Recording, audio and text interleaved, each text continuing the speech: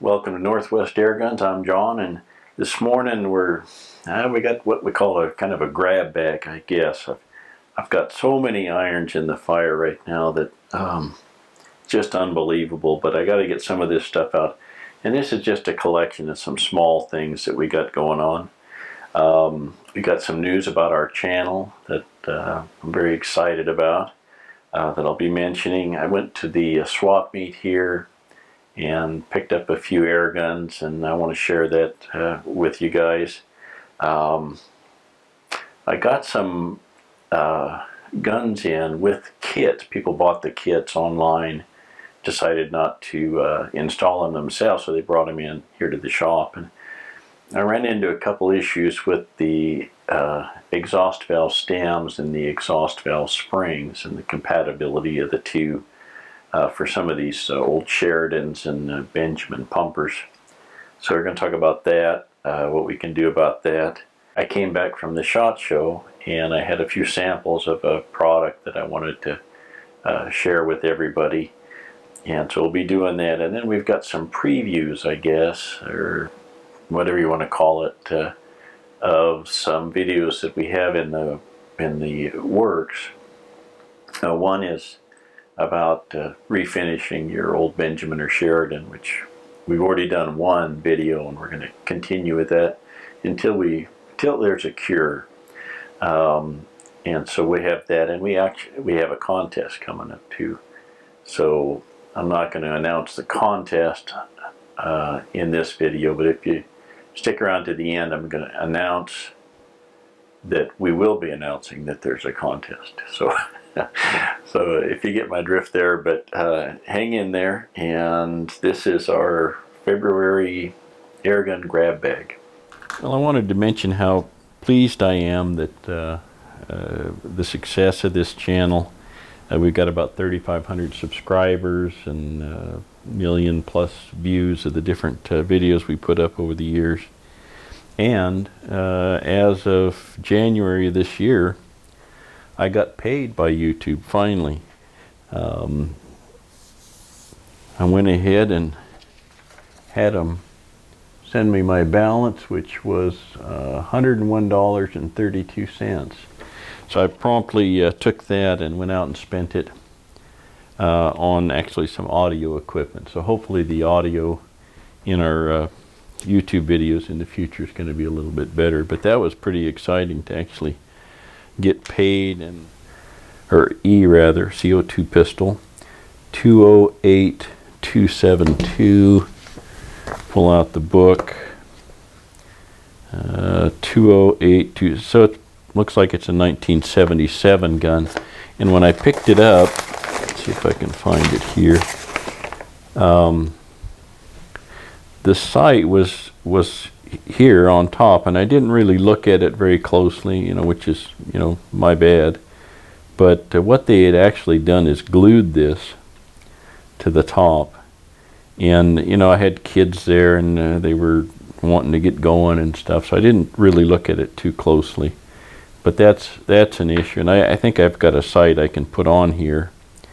I may have to re-tap that because, it's all kind of buggered up there. If you can see that, we have a hole and they've glued it and whatnot, so it's kind of a mess, but we'll fix it and get it back working. And I paid $55 for this. He wanted $75, and I said $50, thinking it was intact, which would have been an okay deal. So anyway, there's that. I like these Sheridan CO2 pistols. They're fun. And then the other thing we got, now let me back this up here a little bit and zoom out. Maybe we can get this all into picture. The other thing we found was this rifle here, which is well, let's see if you can see that there. It's a Challenger Plainsman. The Plainsman by the Challenger. It's in 22, says so right there. And those are the only markings on the gun. And this was laying in a pile of stuff. And I asked the guy about it, and he said, well, I'm going to tell you, the bolt comes out, so that's not really secure in there. And then the other thing we took a look at was the front plug, and it's held in place here by the cotter pin. If you can see that. Now that's not how it came from the factory, I'm sure. And of course it doesn't pump up. So this may be a future video on getting this all squared away. I paid him 40 bucks for it. Maybe too much, but I had one of these once and I kind of liked it. So I went ahead and bit the bullet and paid that for it. So this may form, like I say, a video as we try and get it, get a new pin for the bolt, a new pin for the front plug, and then it also doesn't have a spring in here. It's supposed to have a spring to keep that closed, so we're going to have to deal with that too. And it doesn't pump up, so there's a lot of work to be done on this. And I've never been into one of these, so it'll be interesting, and we'll try and document that. Okay, I've been seeing some guys bring in kits with their guns lately. They bought a kit online and they got ready to install it and decided it was maybe more than they wanted to take on, and so they brought it into the shop here, and I'm installing their kit. And I've noticed on some of them that they don't come with a new exhaust valve spring, and they come with kind of what I would call the Sheridan style valve stem. And by that I mean it has a 240 some thousandth of an inch nub here, the diameter on it. And that fits great into the old style Sheridan springs, or if you got a spring with your kit, it would fit fine. But you may have an old Benjamin style spring that was intended for an old Benjamin style exhaust valve stem, and that fits fine there. There's no problem on it. But this is 145 thousandths roughly, about 100 thousandths smaller in diameter than the nub here, and your hole on the spring is about 200 thousandths. So if you have an old spring with the small end like that and you get a new valve stem, it doesn't fit into the spring like it would with the old Sheridan. So if you put this into your gun like that, let's say you cram it in there, and you're essentially preloading the spring by about 1/8 of an inch. And so what happens is when the hammer hits the stem, pops the valve open, it's harder to open the valve because of this preload on the spring. And the other part of that is there's more force to shut the exhaust valve, so it closes faster, and you won't be able to expel all of the air that's in the compression chamber. You'll lose power, and you're already retaining air, and when you pump it again, it pumps up more than it should. It overpressurizes, and at some point you can end up with valve lock if this if you don't shoot in between shots without pumping. So a couple of things you can do. One is when you buy the kit, ask if they have a valve spring, or you can check your valve spring before you order the kit and see what the diameter is on the end of the spring. This one is about 1/4 of an inch, so it's made to fit the new style or Sheridan style valve stem. This old one here, I think it's an old Benjamin,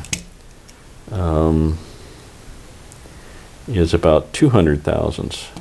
So if you have a spring with the small opening, it's not going to fit. Just check and see if it comes with the new spring. That would be one thing. Another thing you can do is chuck this up in your lathe and turn that nub down until it does fit. That would be an option. If you don't have a lathe, you might chuck it up in a drill press or just something to make it spin as you're filing, or you can even, I suppose, put it on the your bench grinder, the stone, spin this while that's spinning and take this down until it fits into the spring. And what we're going to show you, that what we do sometimes is cut a coil or two off of the spring and then heat it and flatten the end and then run that on a grinder. So we'll show you how to do that. So there's a couple of options. The best option, of course, is get a new spring. You don't need it because these springs don't really wear out much, but it's more a question of the fit rather than the tension of the spring over time. So anyway, let's take a look at how you might shorten this spring a little bit and then reconfigure the end to fit the larger nub. We got our spring in a vise, and I think we'll try cutting it right here on the back side and take about 1.5 coils off.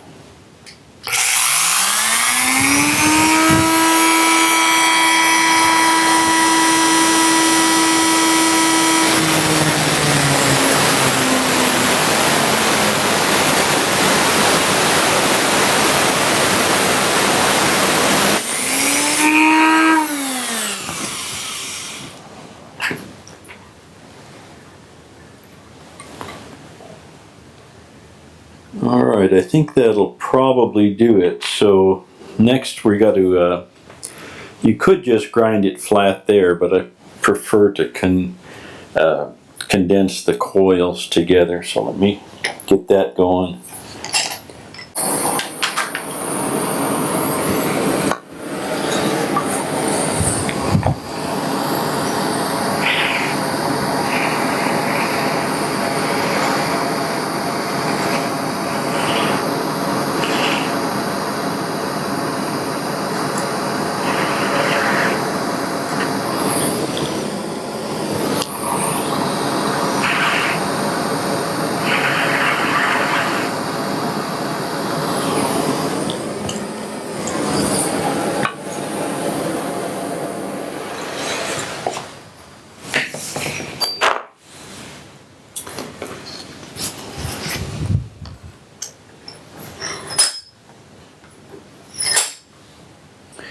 Alright, well, this is how it ended up, and it's, you can see it's pretty flat. We compressed the end against the coil below it, so this should be good. Now we just got to take it over to the grinder and grind it flat and make sure that this fits. Yeah, it fits in there. Nice. Okay, good. We'll be right back. Okay, there's our victim right there. And we've, can see, I think we ground the end there, and so it's pretty flat. The larger nub fits in there fine. So this is ready to be used. Comparing it to what an original Benjamin spring, I think this is an original Benjamin, an old dirty one, but you know, we've knocked just a couple coils off at least, maybe 2.5, and you can see it's quite a bit shorter. And these are all springs that allow for the larger nub, and you can see our victim here is pretty much the shortest of the bunch. All this one's close. And so what might happen when you get this all together is that the pressure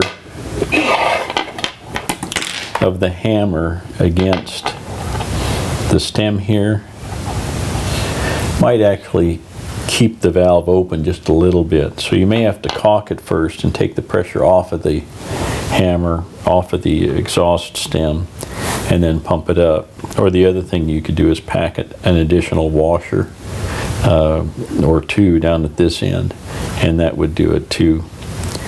But that's what you do if you get a kit. I didn't show using the lathe on this. Most guys don't have a lathe, but most guys do have a Dremel tool. and a grinder and maybe a little propane torch. And so that's how you would go about making it work. Now, when I'm rebuilding a gun, and this is of course our cutout here, but I spend an inordinate amount of time just cleaning the tube, both ends of the tube, but especially this part here.